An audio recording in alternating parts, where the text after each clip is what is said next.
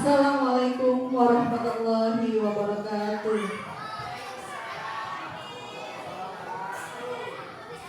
A'udzubillahi minasyaitonirrajim. Bismillahirrahmanirrahim. Alhamdulillahirabbil alamin wa bihi nasta'in wa ala umuri dunya waddin. Wassalatu wassalamu ala asyrofil anbiya'i wal mursalin wa ala alihi washabbihi ajmain.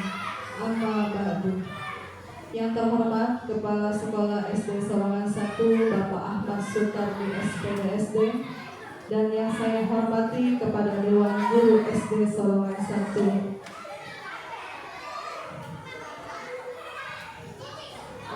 Puji syukur kita panjatkan kehadirat Allah Subhanahu wa Ta'ala, yang dimana atas segala kebaikannya hari ini kita diberi kesempatan untuk berkumpul kembali pada acara diseminasi pemahaman tentang budaya positif di sekolah. Salawat serta salam tetap tercurah kepada Nabi besar kita, Nabi Muhammad Sallallahu Alaihi Wasallam beserta keluarga dan para sahabatnya dan kita sebagai umatnya. Amin ya Rabbal Alamin. Alhamdulillah, pada kesempatan hari ini yang berbahagia ini, pada tanggal 26 Agustus 2024, kita akan melaksanakan diseminasi pemahaman tentang budaya positif di sekolah SDN Sorongan 1. Adapun susunan pada acara hari ini adalah yang pertama pembukaan, yang kedua pembukaan, yang ketiga acara inti yang akan dibawakan oleh Bapak Jainuddin SPD, dan yang terakhir penutup atau doa. Alhamdulillah, kita buka acara ini dengan membaca basmalah. Dan acara yang kedua adalah sambutan dari Kepala Sekolah SD Sorongan 1 kepada Bapak Ahmad Sutardi SPD SD. Saya persilakan.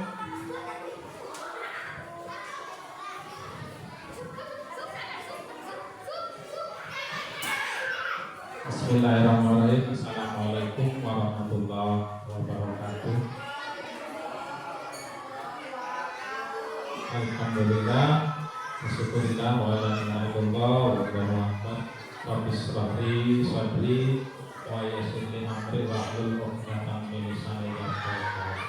Amma ba'du. Yang terhormat Ibu Bapak Guru SDN Sorongan 1, yang terhormat calon guru penggerak, mobil khusus Pak Jainuddin. Walaupun hari ini tidak hadir, yaitu guru pembimbingnya Pak Indi, walaupun tidak hadir, mudah-mudahan Pak Jainuddin selaku calon guru penggerak bisa memberikan makna positif tentang CGP yang harus kita jalankan di Sorongan 1.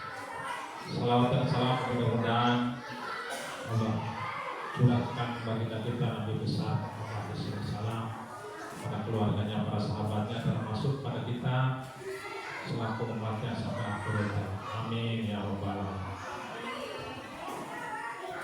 Bapak Ibu yang saya hormati, alhamdulillah di pagi menjelang siang ini kita bertemu lagi dengan acara yang sudah biasa, yaitu tentang CGP yang akan dibawakan oleh Pak Jainuddin nanti. Kalau tidak salah, hari ini pertemuan yang ketiga kalinya. Mudah-mudahan pertemuan yang ketiga kalinya ini tentang apa, nanti opening tentang definisi dan sebagainya. Mudah-mudahan Ibu Bapak bisa menggali dan bisa memainkan setelah adanya CGP ini di SD Sorongan 1, mobil khusus di kelasnya masing-masing. Saya yakin dengan adanya CGP ini, walaupun gurunya tidak hadir semua, insya Allah akan membawa perubahan lebih khusus dari kita Sorongan 1 bagi guru-guru yang di kelasnya masing-masing. Dan insya Allah juga dengan CGP ini SD kita, SD Sorongan 1, mudah-mudahan bisa sejajar dengan SD yang lain yang sudah menerapkan CGP terlebih dahulu. Saya yakin dengan adanya CGP ini, walaupun Pak Jurid belum tuntas, insya Allah Pak Jurid bisa dan mampu apa yang sudah Pak Jurid dapatkan tentang CGP ini di kelompoknya CGP masing-masing. Dan mudah-mudahan juga wabil khusus saya pribadi sebagai kepala sekolah dan ibu Pak Guru bisa mengadakan perubahan di kelasnya masing-masing tentang belajar mengajar sesuai dengan kurikulum mereka ini. Dan saya harapkan apapun yang sudah diberikan oleh Pak Jainuddin itu baru sekali praktek, itu juga sudah memberikan nilai positif wabil khusus tentang visi dan misi sekolah kita. Dan apapun misi-misi sekolah kita itu kemarin sudah dicoba dan dicoba, alhamdulillah hasilnya positif dan sangat baik dan sangat paham wabil khusus saya sebagai kepala sekolah, dan mudah-mudahan ibu guru bapak gurunya juga bisa menjabarkan apa yang tertanam dalam misi sekolah kita ini. Dan mudah-mudahan juga hari ini mungkin ada hal pelajaran yang baru atau materi baru dari Pak Jainuddin. Mudah-mudahan ibu bapak siap dan ikhlas menerima apapun penyampaian Pak Jainuddin selaku calon guru Pak GP. Ibu menghargai dan menghormatinya, bukannya Pak Jainuddin serba bisa ataupun serba tahu, tapi apapun ilmunya yang sudah didapat mungkin di CGP kelompok ke-11 ini, mudah-mudahan ibu bapak guru bisa mengambil hikmah dan manfaat dari apa ilmu yang telah didapat oleh Pak Jainuddin. Mungkin itu saja karena sudah siang, keburu waktu dan tidak tercapai apa materi yang disampaikan oleh Pak Jainuddin. Mudah-mudahan diberi kelancaran dan mudah Allah Subhanahu wa taala, dan mudah-mudahan Allah memberi yang terbaik buat SD kita. Wabil khusus saya sebagai kepala sekolah, umumnya ibu bapak guru diberi selamat dan kemudahan dalam melaksanakan aktivitas baik di kelas ataupun di luar kelas. Wabillahi taufiq wal hidayah. Assalamualaikum warahmatullahi wabarakatuh. Waalaikumsalam warahmatullahi wabarakatuh. Terima kasih kepada Bapak Ahmad Syidani selaku Kepala Sekolah SD Sorangan 1 yang telah memberikan sambutannya. Semoga memberikan manfaat yang lebih besar untuk kita semua. Amin ya rabbal alamin. Baik, selanjutnya yaitu adalah acara inti, yang dimana ini adalah tentang praktik baik pengibasan pemahaman tentang budaya positif dari sekolah yang akan disampaikan oleh calon guru penggerak yaitu Bapak Jainuddin MPD. Untuknya ini saya persilahkan.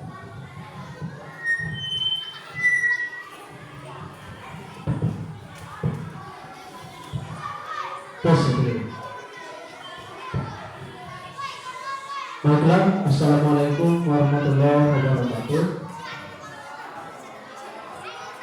Alhamdulillahirabbil alamin, wassalatu wassalamu ala asyrofil mursalin wa ala alihi wa sahbihi ajma'in, amma ba'du. Yang saya hormati Bapak Kepala Sekolah SDN Sorangan 1, Bapak Ahmad Syidani SPDSD. Yang saya hormati Ibu Moderator, Ibu Neng Nurunisa SPD, dan yang saya cintai dan banggakan Bapak Ibu Guru hebat SDN Sorangan 1. Puji syukur marilah kita panjatkan kehadirat Allah Subhanahu wa taala, yang mana pada hari ini kita senantiasa berkumpul dalam keadaan sehat walafiat. Salawat serta salam semoga terlimpah dan tercurahkan kepada baginda alam Nabi Muhammad sallallahu alaihi wasallam. Bapak Ibu Guru, alhamdulillah pada kesempatan hari ini saya bisa bertemu dengan Bapak Ibu Guru hebat semuanya dalam keadaan sehat walafiat. Dan adapun perkumpulan kita pada tempat ini yaitu sebagai penyebaran pemahaman, tugas saya di pendidikan guru penggerak sekaligus tugas ini merupakan pengimbasan bahwa di SDN Sorongan 1 itu pernah dilaksanakan budaya positif. Di sini saya akan memaparkan kurang lebih Bapak Ibu ini ada 48 slide karena ini satu modul ya, modul 1.4 yang terdiri dari beberapa materi. Baik, kita lanjutkan. Judul dari kegiatan pada hari ini adalah aksi nyata modul 1.4 diseminasi budaya positif yang disampaikan oleh saya sebagai CGP Angkatan 11 SDN Sorongan 1 Kabupaten Pandeglang. Untuk selanjutnya Bapak Ibu Guru hebat, menurut Ki Hajar Dewantara bahwa pendidikan adalah upaya untuk memajukan budi pekerti, pikiran, dan jasmani anak agar dapat mencapai kebahagiaan hidup yang setinggi-tingginya, baik sebagai manusia individu maupun sebagai anggota masyarakat. Nah, di sini Ki Hajar Dewantara menekankan bahwa pendidikan tidak hanya bertujuan untuk mengembangkan pengetahuan atau keterampilan saja, tetapi juga untuk membentuk karakter yang kuat dan berintegritas sesuai dengan kurikulum yang sekarang ya Bapak Ibu Guru, yaitu kurikulum merdeka, di mana kita sebagai guru, sebagai pendidik harus mampu memerdekakan pendidikan kepada peserta didik kita dengan cara menerapkan kurikulum merdeka.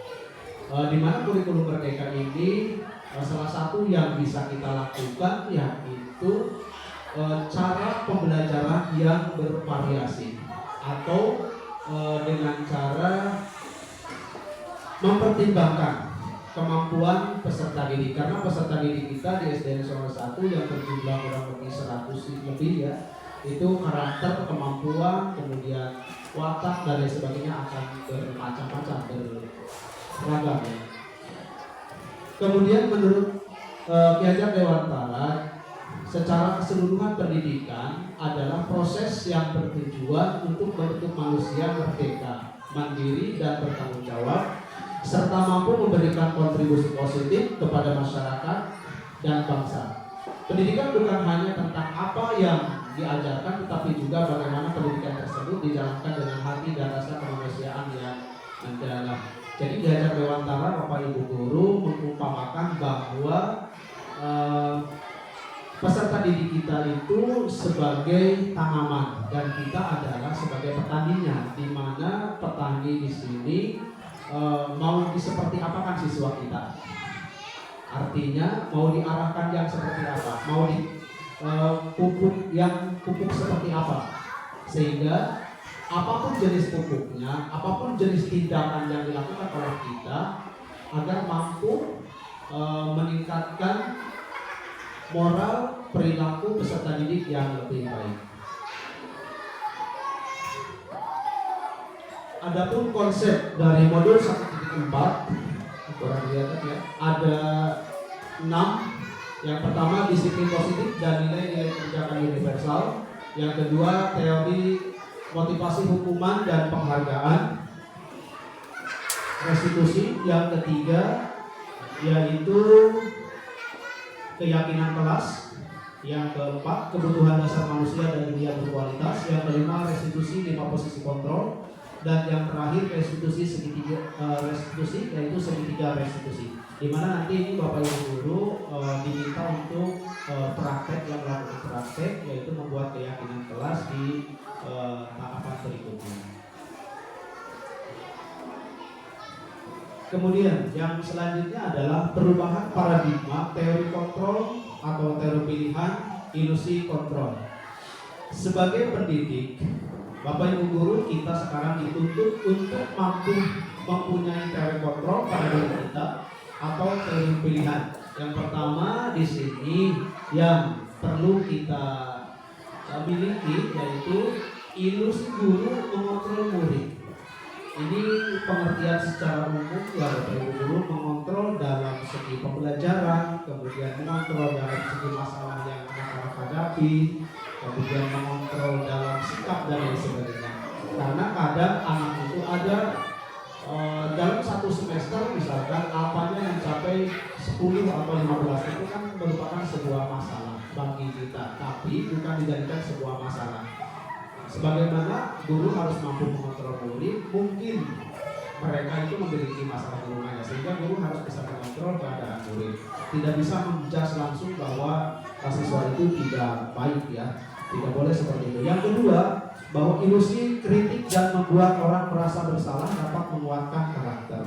Kadang ada siswa yang bersalah, kita langsung menyalahkan. Itu di pendidikan di kurikulum merdeka khususnya tidak bisa langsung kita lakukan hal yang demikian.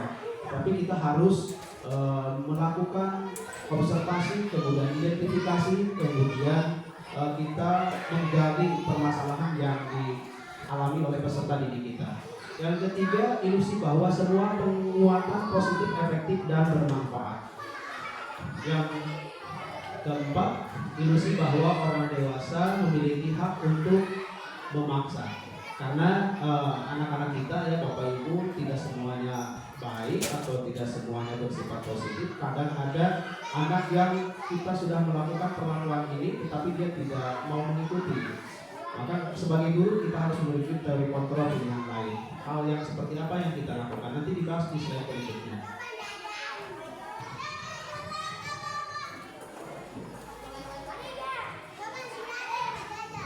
Yang seterusnya yaitu perubahan paradigma stimulus respon atau teori kontrol yang bisa dilakukan oleh kita sebagai guru atau pendidik. Sebenarnya siapa sih sesungguhnya yang memiliki kontrol?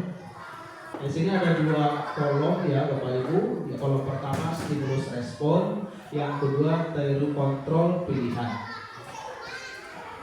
Kita mencoba mengubah orang agar berpandangan sama dengan kita.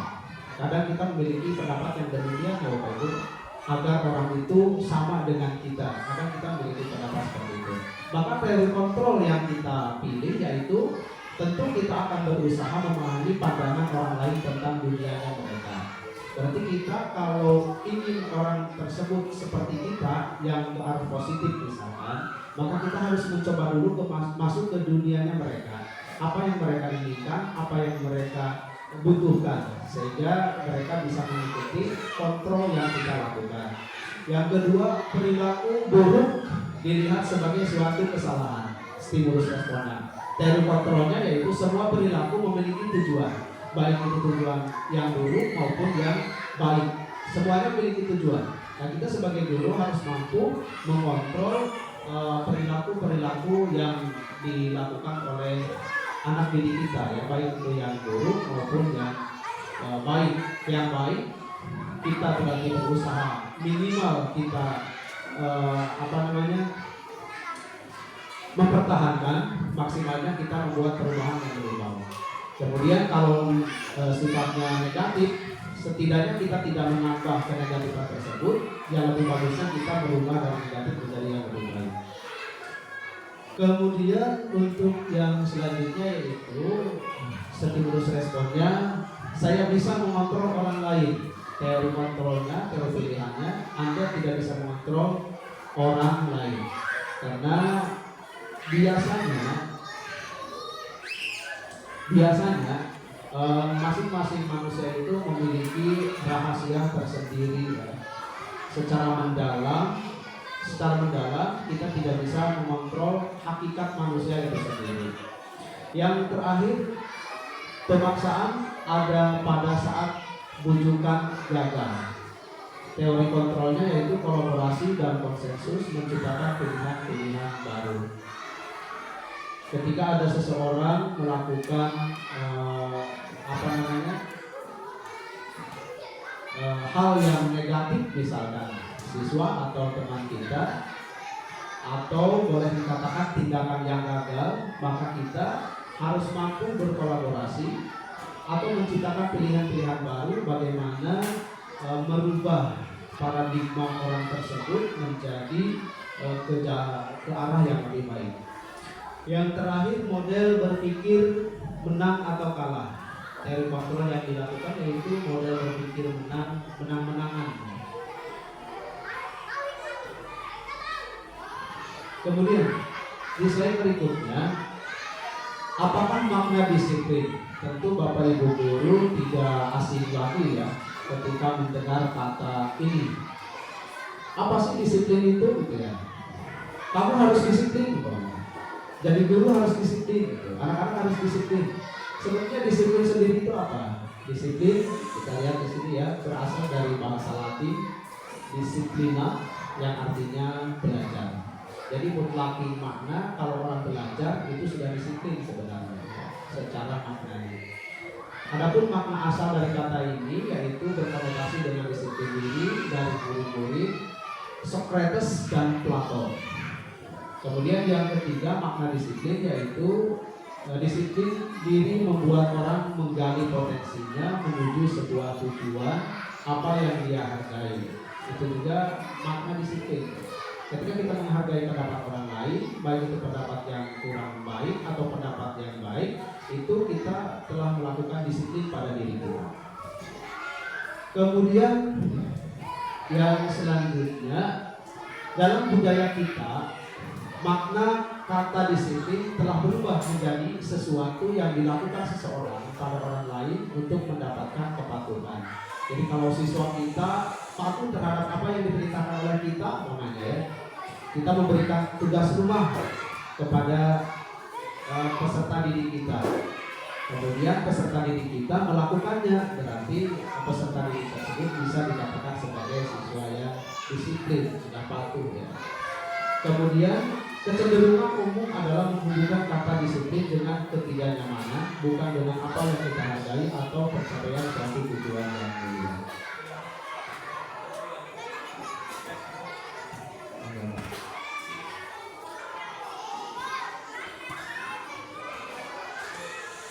Ini ada 48, lumayan jenuh ya Bapak Ibu, kita santai saja ya. Jangan dibawa pusing atau yang lainnya. Sambil bercengkrama juga boleh, yang penting kita mendengarkan. Karena Bapak Ibu guru tidak menutup kemungkinan bahwa kegiatan ini adalah akan datang pada Bapak Ibu guru, dan saya berharap itu, saya sangat berharap itu. Sehingga untuk penyebarannya tidak hanya saya, tapi ada Bapak Ibu guru yang lain. Sehingga kita nanti bisa berkolaborasi, kita bisa bertukar pemahaman. Baik Bapak Ibu guru, yang selanjutnya yaitu teori motivasi, hukuman dan penghargaan restitusi.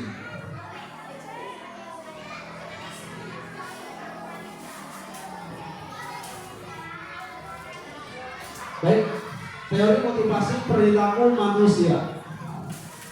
Seseorang berperilaku satu untuk menghindari ketidaknyamanan biasa. Apa yang akan terjadi apabila saya tidak melakukannya? Yang kedua, yaitu untuk mendapatkan imbalan dari orang lain sehingga kita termotivasi melakukan itu. Kalimatnya, apa yang akan saya dapatkan apabila saya melakukannya?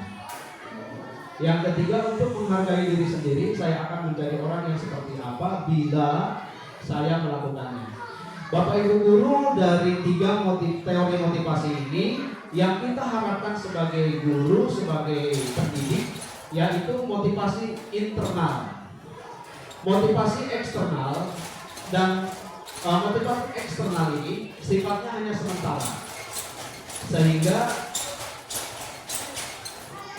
ketika kita misalkan ada siswa kita di kelas berprestasi, kita memberikan penghargaan berupa benda, bisa uang ya, atau misalkan benda lainnya, hadiah, itu sebenarnya adalah mendukung, karena dia akan semangat belajar ke depannya ketika diberikan imbalan atau diberikan hadiah.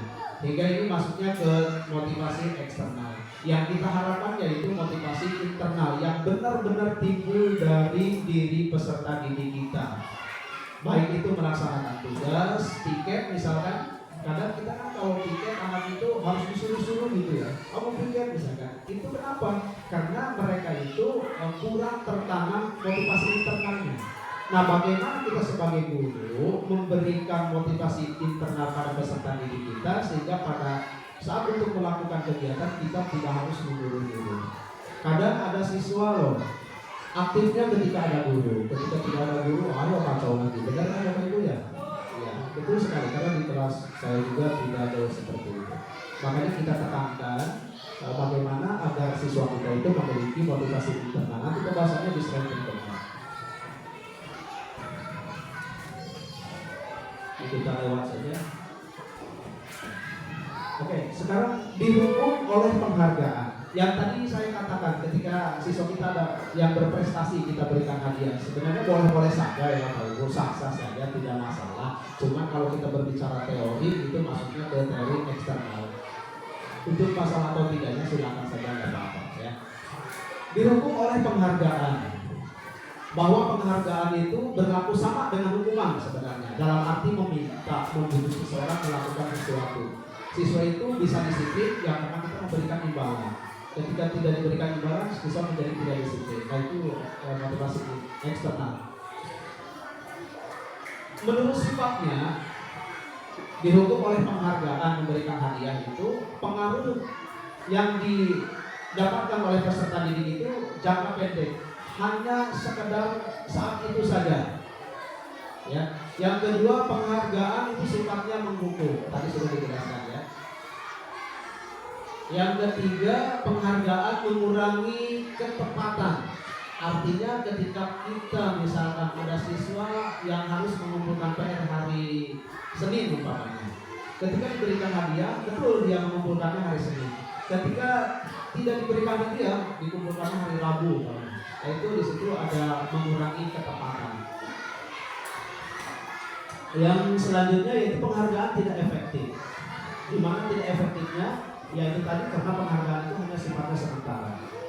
Tapi sebenarnya ada juga ya kalau anak itu terbiasa diberikan penghargaan tadinya untuk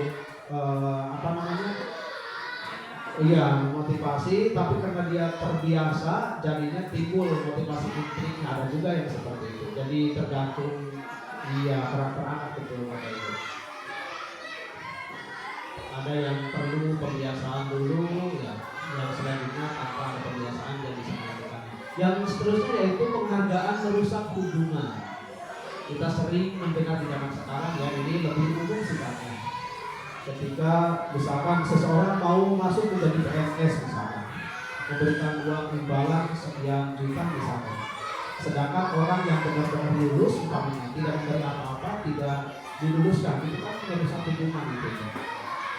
Kurang lebih ya.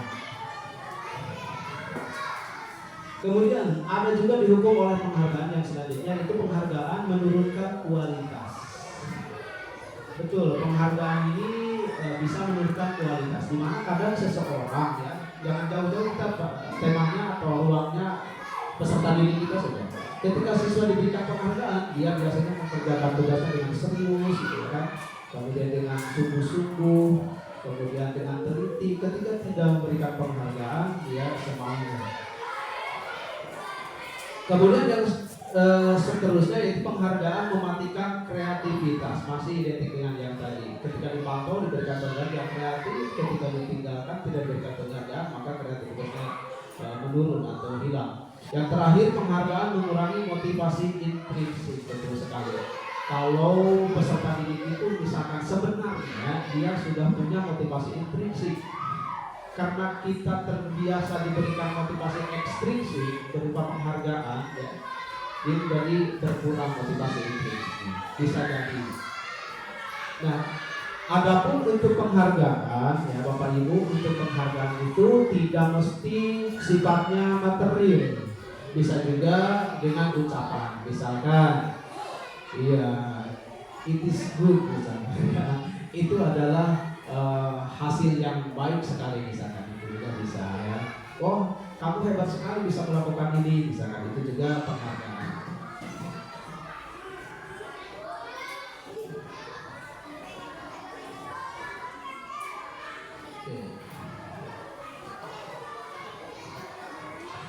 Nah sekarang apa yang kita bisa berikan kepada peserta didik kita agar mereka itu memiliki motivasi intrinsik yang timbul dari pribadinya sendiri. Nah, hal yang dulu diberikan apresiasi atau pengakuan yang kita bisa berikan kepada anak didik kita yaitu beri pengakuan secara khusus. Ya, ketika anak misalkan dari kelas 1 sampai kelas 6 selalu berprestasi, atau jangan kelas 6 ya, sampai kelas 3 misalkan, jenjang yang lebih singkat, kita berikan pengakuan secara khusus dengan kata-kata yang membuat dirinya lebih meningkatkan kualitasnya. Misalkan, nah, kamu ini dari kelas 1 sampai kelas 2 masih berprestasi. Tolong nanti prestasi ini jangan sampai mengurangi atau jangan sampai berkurang. Itu pengakuan ya, secara singkat ini. Yang kedua, beri pengakuan secara pribadi. Seperti ini kita ajak ngobrol kepada peserta didik kita secara khusus ya, boleh di dalam kelas ataupun di luar sekolah. Karena Bapak Ibu, siswa yang memiliki masalah itu tidak hanya siswa yang negatif atau yang buruk. Sebenarnya siswa yang berprestasi juga bermasalah. Cuma bedanya kalau yang negatif berarti masalahnya itu negatif, kalau yang positif berarti kita harus memberikan pengakuan kepada mereka agar bagaimana siswa tersebut bisa meningkatkan atau bisa mengaktualisasikan kemampuan mereka yang lebih bagus lagi. Yang ketiga, beri pengakuan kepada semua murid secara bergantian. Yang berikutnya, beri pengakuan secara konsisten, fokus pada proses. Kita ini agak dipercepat ya Bapak Ibu, karena ada 48 slide, khawatir Bapak Ibu jenuh. Saya juga terlalu panjang berbicara. Yang selanjutnya yaitu contoh pengakuan apresiasi kebajikan. Misalkan kita berbicara kepada anak kita. Kemarin saya perhatikan kata itu, kalimat itu, nilai kebajikannya adalah rasa empati besar sekali, rasa empatinya. Jadi ketika kita misalkan ada siswa yang sering alpa misalkan, kita hadapi itu, samperin siswa tersebut, kita ngobrol. Kalimat yang diucapkan dan beberapa kalimat obrolan itu muncul, kemarin saya perhatikan bla bla bla misalnya ya. Nah itu berarti seorang guru telah memiliki rasa empati besar sekali.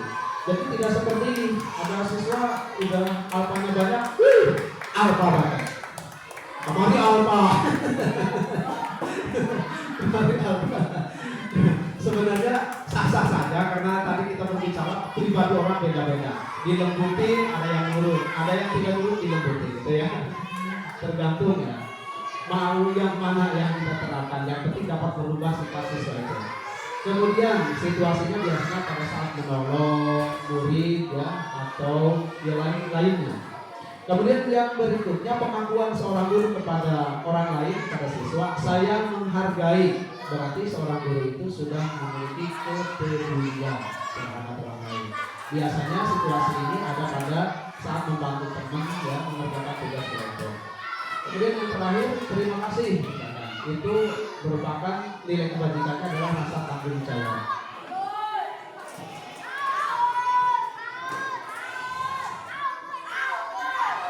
Oke, di sini Bapak Ibu ada perbedaan antara hukuman dan konsekuensi. Terkadang kita dibilang keliru ya, keliru menafsirkan antara hukuman atau konsekuensi. Kita tes aja dulu. Boleh berpendapat ya Bapak Ibu, santai ya. Mencatat 100 kali di dalam buku. Kalimatnya adalah saya tidak akan terlambat lagi. Kira-kira siswanya terlambat ini ya. Kira-kira siswa ini sering terlambat. Sehingga kita sebagai guru bisa memberikan hal kepada siswa, disuruh mencatat 100 kali di bukunya. Saya tidak akan terlambat lagi karena terlambat ke sekolah. Menurut Bapak Ibu guru, hukuman atau konsekuensi? Konsekuensi. Kita setuju nomor 1 konsekuensi. Oke. Yang kedua, lari mengelilingi lapangan basket 2 kali karena terlambat hadir di sekolah. Hukuman atau konsekuensi? Hukuman. Ke satu, saya ingat ya, mudah-mudahan ingat. 1 konsekuensi, tadi yang kedua hukuman. Yang ketiga, meminta murid push up 20 kali pokoknya, karena tidak menggunakan masker waktu COVID mungkin ini ya. Itu konsekuensi atau hukuman. Yang berikutnya, menggantikan kertas teman yang telah dicoret-coret. konsekuensi. Yang selanjutnya murid disuruh untuk tidak mengenakan sepatu seharian karena umpamanya tidak mengenakan sepatu hitam. Hari Senin harus sepatu hitam, dia mau pakai sepatu putih. Hari itu kita paksa siswa tidak boleh memakai sepatu di sekolah sampai panas beberapa kaki. Maksudnya hukuman dapat sendiri. Kira-kira apa Bapak Ibu? Ini konsekuensi hukuman tadi ya, hukuman kemudian konsekuensi yang saya ingat tadi membersihkan tumpahan air di meja tulis karena tersenggol pada saat belajar. Konsekuensi ini tadi konsekuensi ya. Yang terakhir, lari mengelilingi lapangan basket 2 kali karena terlambat, hukuman. Oke, apakah jawaban kita sudah tepat? Coba kita lihat. Yang pertama, siswa disuruh mengelilingi lapangan basket itu merupakan hukuman. Karena antara terlambat dengan lari itu tidak ada hubungannya. Yang kedua, termasuk hukuman mengelilingi lapangan basket. Itu juga ya, karena tidak ada hubungannya. Murid diminta untuk push up 15 kali, itu juga hukuman. Karena antara masker dengan push up itu tidak ada hubungannya. Kemudian yang berikutnya menggantikan kertas, itu konsekuensi. Ayo kamu tadi kan sudah mencoret-coret kertas tentang kamu, ayo sekarang ya, itu ganti, misalnya itu konsekuensi. Yang seterusnya murid disuruh untuk kita disingkat aja ya, tidak menggunakan sepatu seharian, itu hukuman. Menggunakan itu konsekuensi. Nah, kita sebagai guru dari pembelajaran ini kita tidak boleh melakukan yang ini Bapak Ibu ya. Tapi kita menerapkan yang ini konsekuensi. Misalkan kalau anak terlambat 15 menit, orang lain teman-temannya sudah belajar 15 menit kan di kelas. Sementara dia baru datang sesudah. Maka kita harus berikan konsekuensi. Apa konsekuensinya? Jangan suruh lari, tapi disuruh mencatat selama atau sebanyak siswa yang telah dipelajari selama 15 menit itu.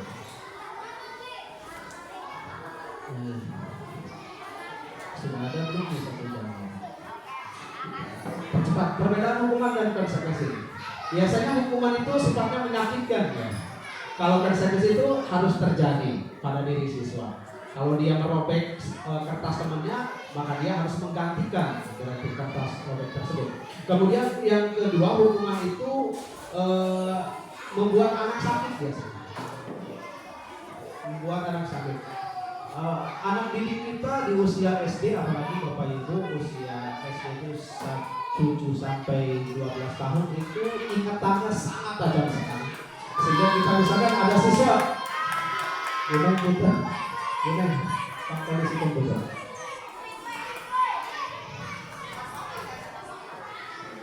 Campur ya.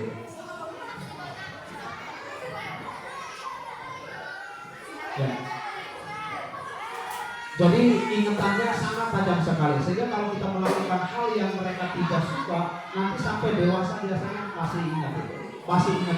Saya kenal sama guru itu tuh itu seperti seperti itu ya. Sehingga kesan yang terdapat di luar guru tersebut tidak menunjukkan itu ya. Oleh karenanya kita tidak boleh melakukan hukuman itu. Nah, untuk selanjutnya, apa yang kita lakukan ketika siswa kita bermasalah? Maka kita harus melakukan kegiatan restitusi. Apa kegiatan restitusi itu? Kegiatan restitusi yaitu proses menciptakan kondisi bagi murid untuk memperbaiki kesalahan mereka, sehingga mereka bisa kembali pada kelompok mereka dengan karakter yang lebih kuat. Restitusi juga merupakan proses kolaboratif yang mengajarkan murid untuk mencari solusi untuk masalah mereka dan membantu murid berpikir tentang orang seperti apa yang mereka inginkan dan bagaimana mereka harus memperlakukan orang lain menurut dosen ya. Jadi ketika misalkan ada siswa, contoh satu aja misalnya, ada siswa di kelas 5, dia ketika diberikan PR selalu tidak mengerjakan. Nah, di situ tindakan kita sebagai guru tidak boleh langsung tadi di awal saya katakan tidak langsung menjustis siswa tersebut. Ayo kamu misalnya tidak mengerjakan caranya. Tapi cara yang kita lakukan adalah dengan restitusi, yaitu memanggil anak, kita ajak ngobrol sebenarnya yang mereka sedang rasakan itu seperti apa. Bisa jadi kan background seorang misalkan di keluarganya sedang ada masalah misalkan ya.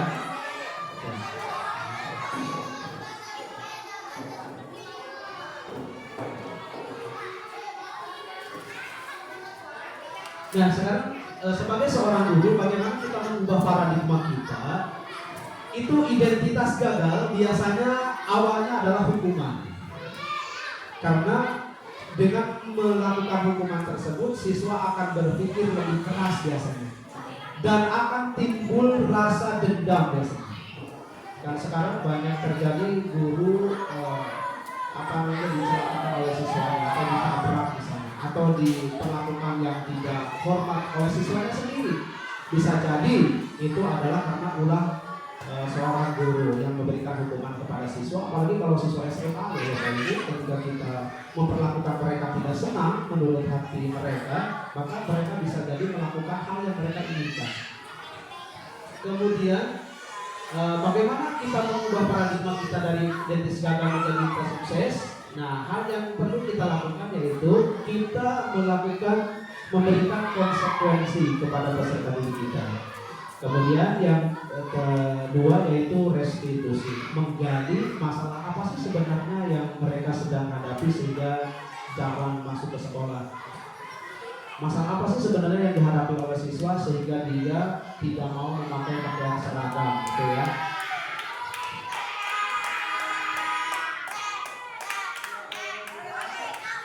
Ciri-ciri restitusi, ya. Ciri-ciri restitusi. Jadi ketika kita menyelesaikan permasalahan siswa, kita harus menggunakan ini ya Bapak Ibu semuanya ya. Sekarang itu tidak boleh memaksakan kehendak kita, tapi kita harus mempertimbangkan perlakuan kita sebagai guru kepada guru kita dengan menggunakan restitusi. Jadi restitusi ini adalah alat perlakuan yang kita lakukan kepada siswa kita ketika siswa kita bermasalah. Nah, adapun restitusi bukan untuk menebus kesalahan, namun untuk belajar dari kesalahan. Misalkan tadi siswa datang terlambat terus misalkan, bagaimana sih supaya mengubah sikap mereka tidak terlambat? Nah, kita berikan dengan cara restitusi. Caranya panggil siswa tersebut, tanya siswa tersebut, gali masalah tersebut, bisa jadi mereka ada masalah dari luar. Kemudian restitusi sifatnya tawaran, bukan paksaan. Kita tidak boleh memaksa orang, anak misalkan tadi tidak pakai sepatu, kita suruh dilepas seharian daripada itu kan paksaan, tidak boleh. Tapi tanya kenapa sih, bisa jadi dia terlambat bangun, kemudian bisa jadi terburu-buru atau ada hal lain. Kemudian restitusi itu mencari kebutuhan dasar yang mendasari tindakan mereka. Yang berikutnya yaitu restitusi berfokus pada karakter bukan tindakan. Karena kita mau membangun karakter peserta didik itu yang lebih baik, sehingga motivasi intrinsiknya terbangun. Yang seterusnya yaitu restitusi memperbaiki hubungan. Nah, kalau tadi ada kasus guru SMA umpamanya dibacok oleh muridnya, ya bisa jadi mereka dendam karena ada perlakuan kita yang menyakitkan hatinya. Nah, dengan cara restitusi ini tidak akan menyakiti hati, tapi akan memperbaiki hubungan. Jadi nanti si siswa merasa diakui, didengar pendapatnya, kemudian merasa direspon, kemudian mereka merasa diarahkan, bukan dipojokkan. Yang seterusnya yaitu restitusi menuntut untuk melihat keadaan dalam diri. Bagaimana supaya siswa ini introspeksi diri dengan perlakuan negatif dia, berikan kita pengarahan yang positif.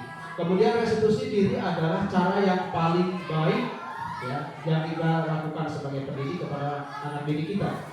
Kemudian yang terakhir restitusi fokus pada solusi. Kalau ada anak yang sering alpa, solusinya bagaimana? Ya. Nah ini Bapak Ibu sebagai sekilas contoh saja penerapan segitiga restitusi yang telah saya lakukan di kelas 5. Ini namanya Tirda. Tirda waktu hari Senin dia memakai kerudung hitam, kemudian pakaian batik, itu kan tidak sesuai dengan aturan kita ya Bapak Ibu. Nah saya waktu itu tidak langsung, kenapa kamu hari ini pakai batik? Salah misalnya. Tapi saya panggil si Tirda ini, diajak ngobrol, kenapa? Ternyata dia terburu-buru semalam katanya menonton film yang seru sehingga dia bangunnya kesiangan. Salah memakai kerudung yang ada jadi pakai. Jadi saya kali masalah yang dihadapi oleh si Firda ini. Yang kedua, Fahri waktu itu tidur di kelas pada saat pembelajaran berlangsung. Kita tidak boleh, kamu tidur aja di kelas di sana. Sebenarnya kalau tidur itu sah-sah saja, cuma kita ada solusi yang lain yang perlu kita lakukan sebagai pendidik agar tidak menyakitkan, ya, agar tidak menyakitkan hati seseorang. Jadi saya ada ngobrol kenapa ini tidur, sama Fahri kasusnya dengan Firda. Dia semalaman untuk televisi terus sehingga tidurnya larut malam kesiangan. Akhirnya di sekolah pada saat pembelajaran dia tidur. Kemudian ini Delisa Triani. Delisa waktu itu mengejek temannya karena nilai matematikanya di bawah 6, tidak lulus, sehingga nangis gitu ya. Sebenarnya masalah sepele bagi siswa, tapi menurut siswa itu mungkin tidak enak di dalam hatinya ya. Sehingga saya panggil orang-orang ini diarahkan, diberikan solusi, ditanya apa yang memotivasi mereka sehingga melakukan hal yang demikian. Nah, ini kurang lebih Bapak Ibu materi yang terakhir, yaitu keyakinan kelas. Nah, sedikit saya menyampaikan di kurikulum Merdeka, Bapak Ibu, kita di sekolah harus membuat keyakinan kelas. Di kelas masing-masing, dengan adanya pengimbasan sekarang yang saya sampaikan, di kelas Bapak Ibu kita terapkan keyakinan kelas ya. Jadi kelas 5 udah ada, cuman belum dirapikan. Insya Allah nanti kalau ada waktu tidak sibuk dirapikan. Jadi penegasannya oleh saya kepada Bapak Ibu mengajak kita di kurikulum Merdeka ini harus membuat keyakinan sehingga siswa dapat meyakini apa yang mereka yakinkan ya. Adapun untuk membuat keyakinan kelas, kita singkat saja, kurang lebih ini sudah 1 jam ya. Udah sampai 1 jam belum, Bune? Bune, udah 1 jam belum? Udah ya? Ya sedikit berarti ya tidak disampaikan slide-nya. Ya. Ini tahapan untuk membuat keyakinan kelas. Kita boleh menggunakan kertas ya, atau kertas kecil, kemudian kayak waktu itu kita melakukan praktek. Nah, setelah itu siswa diberikan kebebasan untuk berpendapat. Keyakinan kelas apa yang kita inginkan di kelas 1? Keyakinan kelas apa yang kita inginkan di kelas 2 dan seterusnya. Misalkan menghormati teman, kemudian misalkan menghargai pendapat orang lain dan seterusnya. Dan untuk membuat keyakinan kelas tidak boleh menggunakan kata-kata yang negatif. Contoh misalkan tidak boleh memakai sepatu, itu kan secara kalimat adalah kalimat negatif, tapi kita ubah kalimatnya menjadi kalimat positif. Jaga kebersihan misalkan. Dari kalimat jaga kebersihan mereka tidak akan pakai sepatu dan sebagainya. Jadi kita mengubah kata-kata negatif menjadi kalimat positif. Sebenarnya untuk kalimat sah-sah saja Bapak Ibu, cuma aturannya seperti itu. Pembentukan keyakinan kelas. Keyakinan kelas bersifat lebih abstrak daripada peraturan yang lebih rinci dan seterusnya. Itu ya ini. Kalau dibacakan ya nanti ya lama di waktu. Berikutnya nilai kebajikan. Nah, dari keyakinan kelas yang kita buat itu harus ada nilai kebajikannya. Misalkan tidak memakai sepatu ke dalam kelas misalkan. Itu nilai kebajikannya apa itu? Berarti kebersihan ya. Atau misalkan tidak boleh mengatap kalau anak-anak suka moyokkan orang tua gitu tuh apa namanya itu? Tidak boleh menyebutkan nama orang tua gitu ya. Itu nilai kebajikannya apa? Tidak boleh membuli, menghargai berarti itu ya. Jadi dari tiap poin keyakinan kelas yang kita buat harus ada nilai kebajikannya dan tidak harus banyak-banyak Bapak Ibu yang membuat keyakinan kelas ini terlalu banyak kelas 5 karena itu baru kesepakatan. Jadi turunannya diskusi siswa, kemudian siswa diberikan kebebasan untuk membuat kalimat kesepakatan kelas, kemudian diturunkan lagi baru menjadi keyakinan kelas. Dari kesepakatan kelas kita pilih menjadi keyakinan kelas. Ya kurang lebih 5 saja. Supaya apa? Supaya mudah diingat oleh anak-anak kita. Kalau terlalu banyak nanti mereka pusing. Ini pendalaman keyakinan kelas saya tidak sampaikan. Di sini harus ada nilai hormatnya, kemudian ada nilai kerjasamanya, kemudian diterima dan dimiliki. Jadi hasil dari keyakinan kelas itu ada poin mereka merasa diterima dan mereka merasa dimiliki, ya dimiliki kurang lebih ruangan kelas mereka bisa memilikinya sehingga mereka akan menjaga ya. Nah di sini yang berikutnya yang mana menurut Bapak Ibu yang Mas ini ada pertanyaan ya, yang mana yang merupakan keyakinan kelas? Ini baru kesepakatan yang tadi saya sebutkan ya, dari turunannya berdiskusi kemudian membuat kesepakatan, dari kesepakatan dibuatkan menjadi sebuah keyakinan. Menurut Bapak Ibu ini dari dua tabel di atas mana yang termasuk kepada keyakinan kelas?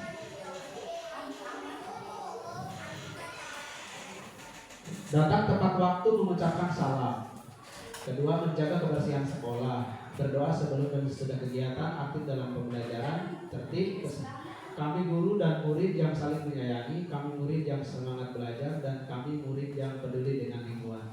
Kurang lebih Bapak Ibu di kelas masing-masing membuat kesepakatan yang seperti ini ya. Jadi tadi tidak harus banyak-banyak ya. Dan kesepakatan tersebut tidak hanya memperlakukan kepada siswa, tapi juga berlaku untuk kita sebagai guru. Misalkan datang tepat waktu, itu kan berlaku untuk siapa itu? Berlaku untuk kita ya, untuk kita dan siswa kan. Kemudian disiplin, harus disiplin berpakaian, itu berlaku untuk siapa? Untuk kita semua, kita dan anak-anak ya.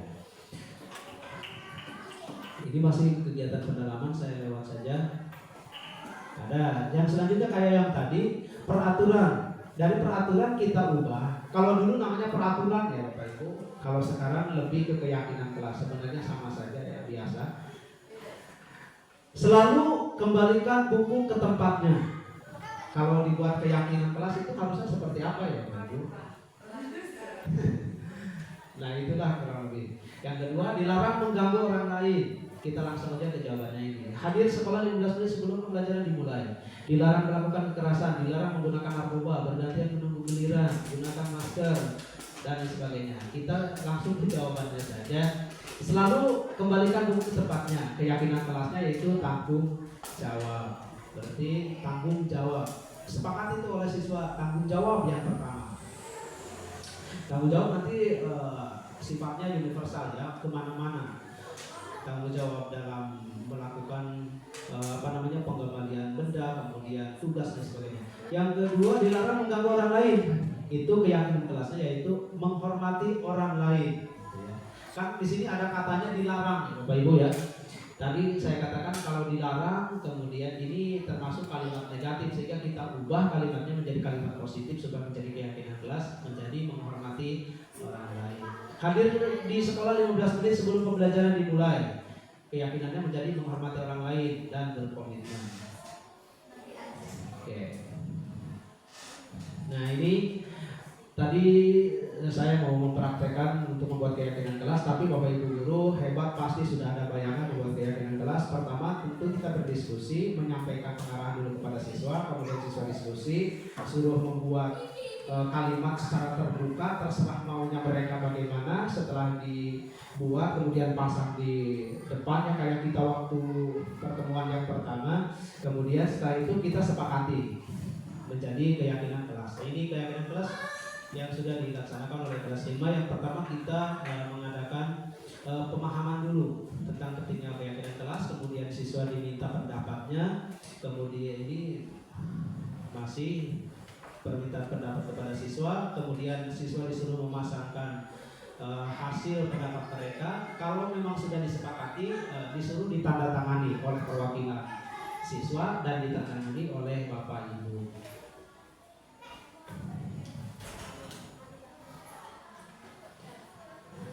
Tadinya Bapak Ibu mau ada ice breaking juga karena ini waktunya lumayan mepet, jadi kita materi terus. Selanjutnya yaitu tentang ini kebutuhan dasar manusia. Kenapa sih manusia itu bisa melakukan hal ini? Kenapa sih siswa itu bisa melakukan hal seperti demikian misalkan? Nah itu bisa jadi mereka ada kebutuhan yang belum mereka terpenuhi. Sehingga kita sebagai guru, Bapak Ibu harus memahami kebutuhan peserta didik kita. Nah, di sini ada 5 kebutuhan peserta didik atau peserta siswa ya, atau manusia umumnya. Pertama, manusia itu butuh kasih sayang. Nah, kita di sini makanya tadi saya bilang tidak boleh kita langsung menjudge orang lain sehingga menyakiti seseorang ya. Yang kedua, manusia itu butuh penguasaan. Yang ketiga, manusia itu butuh kebebasan. Makanya ditanya tadi itu ya Bapak Ibu, ditanya anak kenapa sih melakukan hal demikian. Yang keempat, butuh kesenangan. Ruang lingkup anak-anak beda dengan orang dewasa, sehingga kita harus bisa masuk ke dunia mereka. Jangan mereka dipaksa untuk masuk ke dunia kita, tentu berbeda Bapak Ibu. Dan tujuan yang terakhir dari semua itu yaitu agar manusia itu dapat bertahan. Insya Allah kalau dia sudah senang, ada kekuasaannya, ada kebebasannya, ada kesenangannya, dia bisa bertahan hidup. Karena kalau dia tidak ada kasih sayang, tidak ada kebebasan, bisa jadi bunuh diri gitu ya. Dan sebagainya. Oke, kita lanjut ke 5 posisi kontrol. Sebagai guru kita harus memiliki 5 posisi kontrol. Nah, di sini tadi sah-sah saja kita menghukum, pembuat rasa bersalah. Kita memposisikan kita terhadap peserta didik kita menjadi teman, kita memposisikan kita sebagai pemantau, dan yang terakhir kita memposisikan diri kita sebagai guru menjadi manajer. Nah, untuk di kurikulum Merdeka Bapak Ibu, posisi kontrol dari 5 ini yang sangat disarankan yaitu yang kelima ya, yaitu sebagai manajer. Biasanya kalau kita menghadapi masalah, posisi manajer itu mengajukan pertanyaan-pertanyaan. Kenapa kamu sering terlambat? Jadi mereka digali permasalahannya. Kemudian apa yang kita yakini? Misalkan, bukankah kita waktu itu sudah membuat keyakinan kelas? Kamu tahu nggak itu? Nanti dia ngomong masih tahu Bu, tahu Pak. Kalau tahu berarti harus bagaimana? Nanti dia akan ngobrol ya Bapak Ibu. Jadi yang diharapkan itu adalah manajer. Saya memperlakukan hukum sah-sah saja, nggak apa-apa. Yang penting tidak merugikan orang lain. Kalau memang anak itu bisa dihukum ya sebenarnya tidak masalah. Tapi yang diharapkan kita adalah sebagai manajer.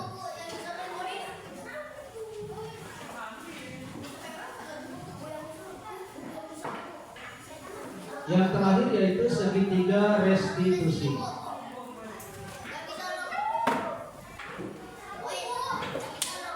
Yang terakhir yaitu menstabilkan segitiga restitusi. Anak-anak tidak ribut ya.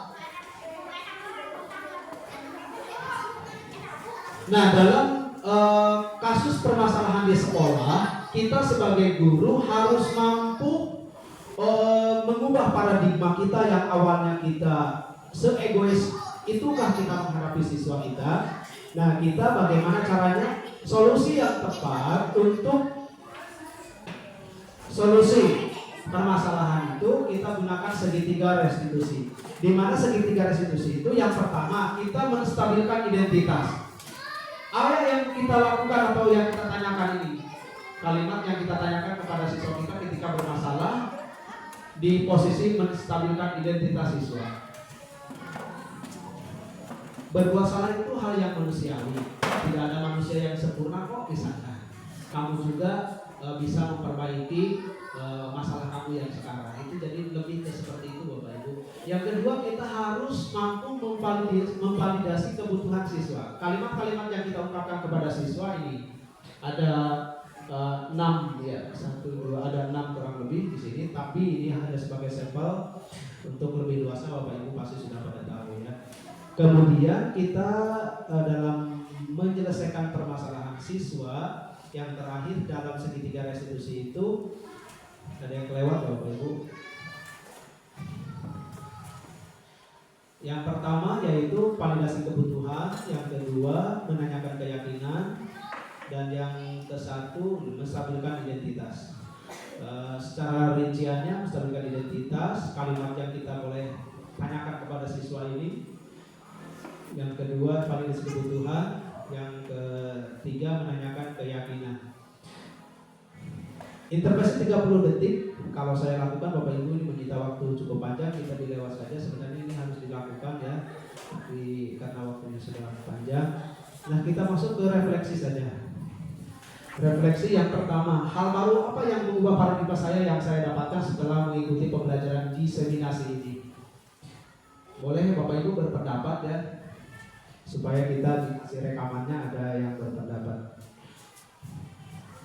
Hal baru apa yang mengubah paradigma saya yang saya dapatkan setelah saya mengikuti diseminasi pada hari ini? Boleh ke depan, nanti saya serahkan mic-nya. Boleh Bu Neng, Bu Nom, Bu Dede, Bu Yeye, Bu Roma, Pak Ois. Silakan Bapak Ibu. Kita ngobrol aja, jangan terlalu ini ya, tidak terlalu dinas ya. Menurut Bapak Ibu, apa yang telah Bapak Ibu dapatkan setelah mengikuti kegiatan diseminasi ini? Boleh Bu Neng?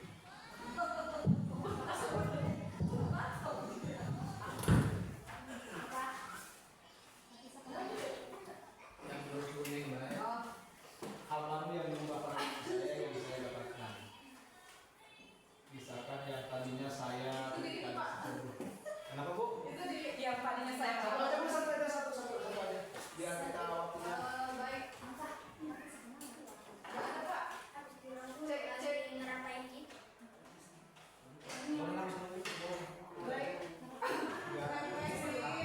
Refleksi dari yang sudah dipaparkan oleh Bapak Jainuddin itu adalah hal baru apa yang mengubah paradigma saya yang saya dapatkan, yaitu Iya. Satu aja Bu, satu. Ibu mau dijawab nomor berapa? paradigmanya adalah bahwa kita dalam itu harus menggunakan cara belajar yang bervariasi yang mungkin Pak ya, membuat keyakinan kelas dan bisa mengontrol peserta didik karena kita sebagai pengontrol di dalam sekolah menerapkan disiplin diri tentunya untuk diri kita semua, entah mungkin dari murid ataupun dari kita sebagai pengajar, dan memberikan motivasi dan pengakuan terhadap murid yang kita ajarkan. Mungkin hanya itu saja yang saya sampaikan. Terima kasih Ibu Neng. Atas pendapatnya boleh berikan aplaus tepuk tangan ya.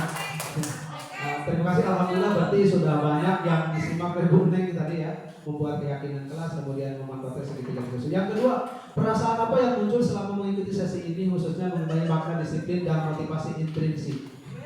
Boleh Bapak Ibu silakan di tempat duduknya masing-masing saja ya. Berpendapat biar Bapak Ibu nanti tersorot kamera. Karena nanti ini akan dipublikasikan ya. Ayo Bapak Ibu silakan. Nomor 2, perasaan yang muncul selama mengikuti sesi khususnya disiplin dan motivasi intrinsik.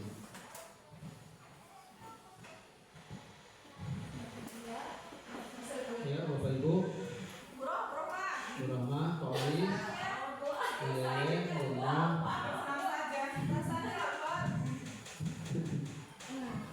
Ada Bapak Ibu?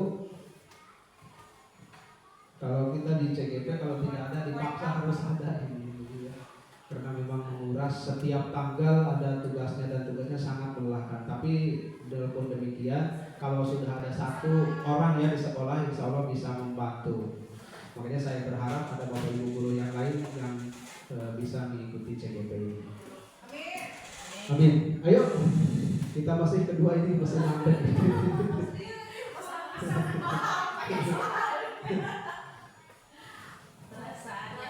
Iya. Khususnya disiplin dan motivasi intrinsik. Misalkan, selama ini saya rasa ternyata motivasi itu aja motivasi. Ternyata motivasi itu ada eksternal. Ayo Bapak Ibu saya.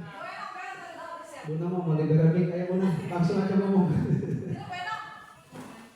Perasaan saya ketika selama mengikuti sesi ini khususnya mengenai makna disiplin dan motivasi intrinsik, ternyata motivasi intrinsik itu sangat penting sekali untuk siswa ke depannya, soalnya motivasi intrinsik itu mempunyai peran penting sekali Pak, karena ada kesadaran dari siswa itu sendiri ya dalam melaksanakan tugasnya secara disiplin. Hanya itu saja. Oke, baik, terima kasih Bu Nom memberikan bersama atas pendapatnya ya. Jadi betul Ibu, motivasi intrinsik itu sifatnya jangka panjang ya. Oke, yang ketiga. Boleh, boleh.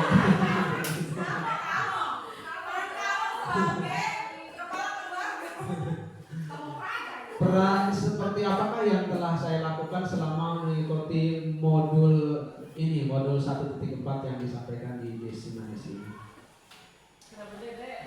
Peran itu tadi kan ada sebagai manajer, kan ada penghukum, kemudian ada pemantau dan sebagainya. Posisi Bapak Ibu yang telah Bapak Ibu lakukan ini tidak ada hubungannya dengan kinerja kita, Bapak Ibu. Bebas saja. Selama ini ya, sebagai manajer, kemudian hal yang telah dilakukannya apa? Silakan Pak Ibu. Ibu Yeye.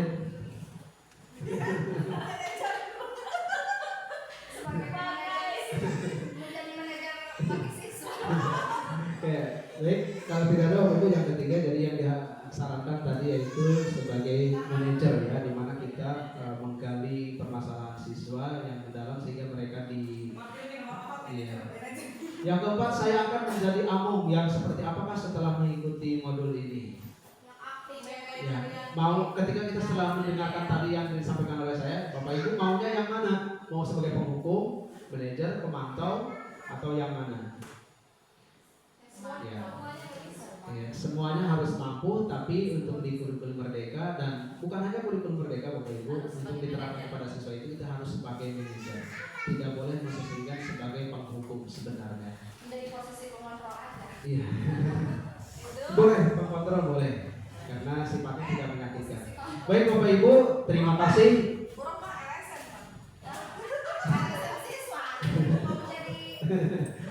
Baik, terima kasih Bapak Ibu atas waktunya yang telah bersedia untuk berkumpul di tempat ini. Mohon maaf jika ada kata-kata yang tidak berkenan dan ada pemaparan saya yang tidak berkesan, tidak bisa dimengerti. Mohon untuk dimaafkan. Terima kasih, itu saja yang bisa saya sampaikan. Kurang lebihnya saya mohon maaf. Akhirul kalam, wabillahi taufiq wal hidayah. Wassalamualaikum warahmatullahi wabarakatuh. Baik, untuk seterusnya saya serahkan kembali ke Bapak Menteri.